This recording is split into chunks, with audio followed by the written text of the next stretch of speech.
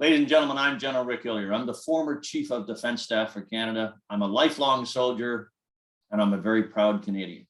And as we approach Remembrance Day this year, my pride in our country and my pride in men and women who have served our nation in uniform is even greater than ever before.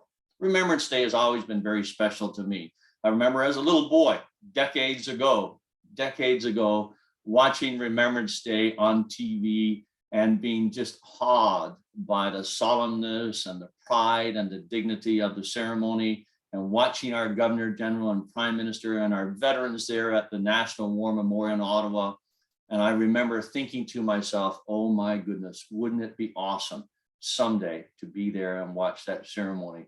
And in 2005, on the 11th of November, as the Chief of Defence Staff for Canada, I found myself at that National War Memorial, not just watching the ceremony, but on behalf of the men and women of the Canadian Armed Forces, laying a wreath to remember those who had served in uniform before us and who had made such great sacrifice and who had paid such a terrible price. I've never lessened in my desire to be part of that remembrance program, to be part of Remembrance Day, and to show my appreciation to those incredible Canadians who came before us and who still serve now in uniform. Because by remembering, we do a variety of things. We show appreciation for that incredible sacrifice, not just to the veterans who either wear uniform still or have taken the uniform off in search of other pursuits. We show appreciation to their families who stood beside them during the hours and days of greatest stress. We show appreciation to the civilians who supported those men and women in uniform throughout long days and terrible times. We also, through our remembrance, learn. And we learn in two ways. One is to avoid mistakes of the past, and two is to learn from the actions of those veterans. We learned what they learned back in Passchendaele and at Vimy Ridge and on the beaches of Normandy, over the North Atlantic and the skies of England. We learned that confidence in what you're doing comes from actions on the ground. And our soldiers returned from World War I, World War II, Korea, Afghanistan with confidence that they could accomplish anything. After all, if you had survived that horror and terror of Passchendaele, if you had survived that invasion on the 6th of June, 1944, if you had survived Operation Medusa, you had confidence that you could do anything. And those soldiers brought that back to Canada and helped build and make strong and keep strong the great nation where we live now. They learned that teamwork is far more powerful than any one individual. And we need to pay attention to that now in our great country. And they learned that differences actually are positive.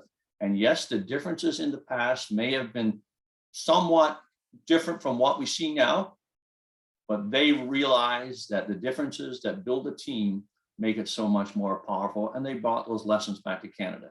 They learned that credibility on the international stage allowed Canada to change the world with a view to making it better for all of us, not just Canadians. And that credibility on the world stage came from actions on the ground, either during World War I, World War II, or in all the operations since. Remembrance contributes to all of that.